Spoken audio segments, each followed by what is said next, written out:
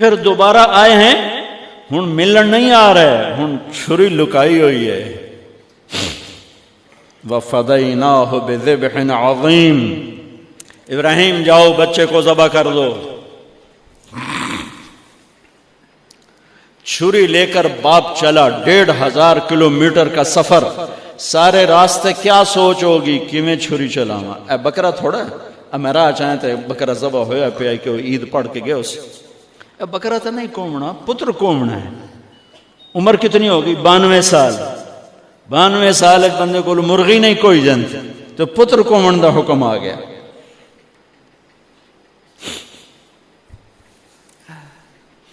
بڑے شیطان کے یوں منہ کرو ادھر لیفٹ، ادھر سے منہ کرو تو رائٹ.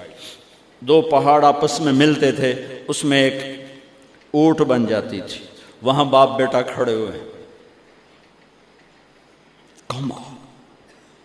92-95 سال کی عمر ہے اور آگے معصوم پھول ہے.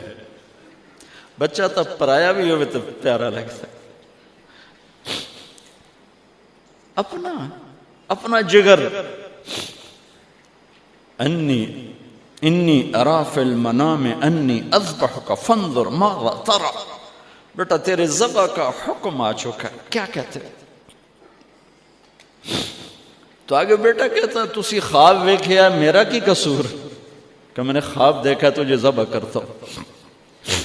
تو آگے اسماعیل کہتے ابا میرا کیا قصور ہے، خواب تو آپ نے دیکھا ہے، میں تو آپ کی اکیلی اولاد ہوں، مجھے کیوں ذبح کرتے؟ جواب سنو، یا ابا تفعل، میں قربان جاؤں قرآن کی اس تعبیر پر. اسماعیل علیہ السلام کے جذبات کو 2 لفظ، یا ابا تفعل، یا ابت افعل.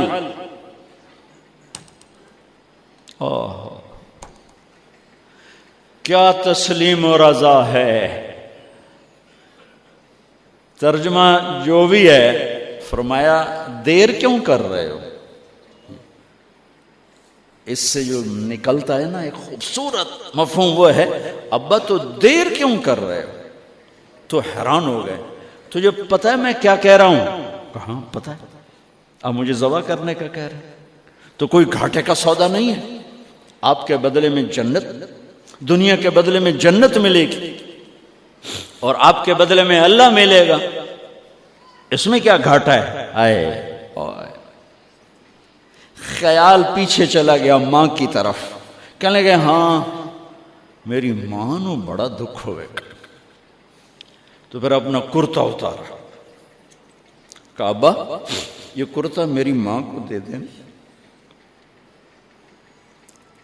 جب میں کبھی یاد آیا کروں گا تو یہ کرتا دیکھ لیا کرے گی، اور مجھے اپنے کرتے میں یہیں دفن کر دینا، مجھے ادھر نہ لے جانا، یہیں دبا دینا، شاید میری ماں میری ذبح شدہ لاش دیکھ نہ سکی.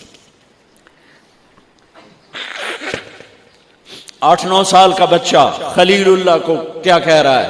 میرے ہاتھ پاؤں باندھ دے بابا، شاید میرا پاؤں یا ہاتھ تجھے لگ کے کوئی بے ادبی نہ ہو جائے، میرے ہاتھ پاؤں باندھ. مجھے الٹا لٹانا، سیدھا نہ لٹانا، کہیں آنکھوں میں آنکھیں پڑیں اور تیرا دل نرم ہو جائے، تیرا ہاتھ نہ کمب جاوے، میرے رب دے امر اچ دیر نہ ہو جاوے. ان کو ماننے والی امت کہے سود کے بغیر گزارا نہیں، جھوٹ کے بغیر گزارا نہیں، ملاوٹ کے بغیر گزارا نہیں، رشوت کے بغیر گزارا. آگ لگا دو اپنی تاریخ کو، جاؤ جو مرضی کرو، جو مرضی گندگی کھانی ہے کھاؤ، اللہ کی جنت جہنم کو بھلا دو، جو کرنا ہے کرو. لیکن تمہارے بھلانے سے حقائق نہیں مٹ سکتے. جنت بھی ہے، جہنم بھی ہے، اور حلال حرام پہ فیصلے بھی ہیں. ابراہیم علیہ السلام نے ہاتھ باندھے، پاؤں باندھے. یہ کوئی بکرے دے ہاتھ پیر تو نہیں بننے جا رہے، پتر دے ہاتھ پیر بننے جا رہے ہیں. الٹا لٹایا، ایک ہاتھ میں چھری، ایک ہاتھ میں سر کے بال. گوڈا کانڈتے رکھے، گھٹنے کو کمر پہ رکھا، یوں بال پکڑے اور چھری، اور ایسے یوں آسمان کو دیکھا.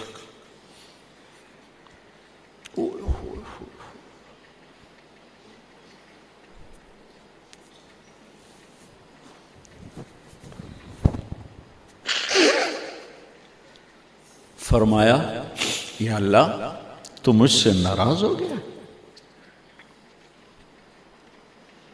یا اللہ تو مجھ سے ناراض ہو گیا کہ اسماعیل کی محبت میرے دل میں تجھ سے زیادہ ہو گئی؟ نہیں نہیں، کبھی نہیں. یا کوئی میرا امتحان ہے؟ یا اللہ میرے دل میں تو ہی تو ہے، لاکھوں اسماعیل تجھ پہ قربان. آسمان کے فرشتے 2 دفعہ روئے ہیں جب سے پیدا ہوئے ہیں. ایک یہ جو واقعہ سنا رہا ہوں، جب ابراہیم کی فریاد 7 آسمانوں میں گونجی تو نہ رونے والے فرشتوں کے بھی چیخیں نکل گئیں. اور ایک طائف کی وادی میں جب میرے نبی کو پتھر پڑے اور آپ بے ہوش ہو کے گرے تو آسمان کے فرشتوں کی چیخیں نکل گئی. اب چھری جو چلائی، میرے رب کا امر آ گیا، نہیں کاٹو گی، نہیں کاٹو گی. یہ نہیں کہ یہاں کوئی لوہے کا ٹکڑا آ گیا یا چھری موم بن گئی یا اے ٹوٹا لوہا بنیا. چھری تیز تھی، گوشت نرم تھا. عرش والے نے کہا نہیں، چھری کیسے کٹے؟ آگ نہ جلائے، اب کیسے جلائے گی؟ مچھلی کے پیٹ میں جا کے موت مت آئے، اب کیسے موت آئے گی؟ دوسری دفعہ، تیسری دفعہ نہیں چلی. اٹھے جا کے پتھر پہ تیز.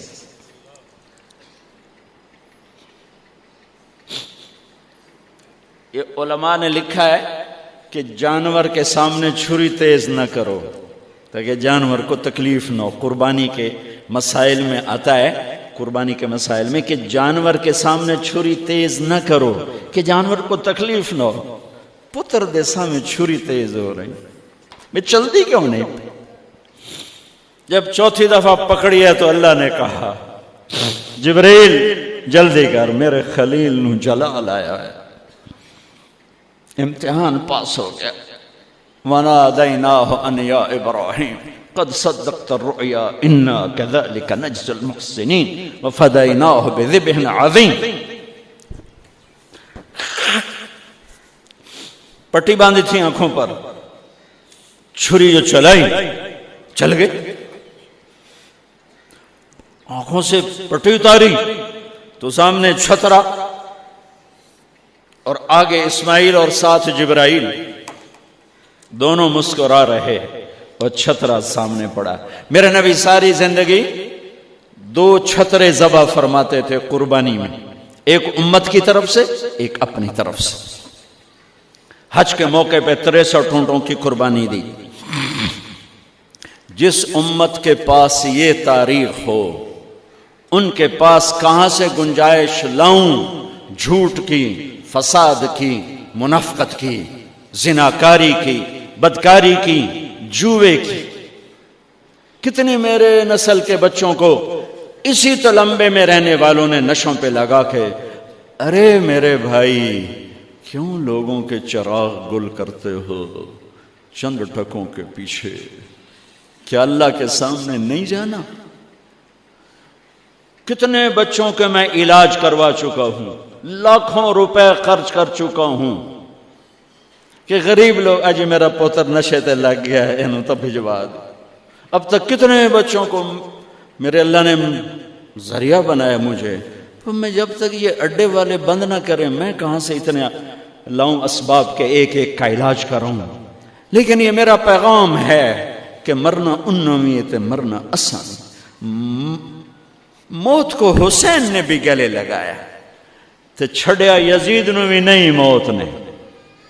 آج فیصلہ ہوگا وَامْتَازُوا الْيَوْمَ أَيُّهَا الْمُجْرِمُونَ. آج ایک پاسے ہو جاؤ. یہ دنیا تو لمبا نہیں ہے کہ نشے دے اڈے چلاؤ، چرس افیم ہیروئن دے اڈے چلاؤ، بدکاری دے اڈے چلاؤ، آج ایدے آ جاؤ۔ ہاں میں یہ کہا کرتا ہوں، چھری چلی اسماعیل پر، اللہ نے نکال لیا۔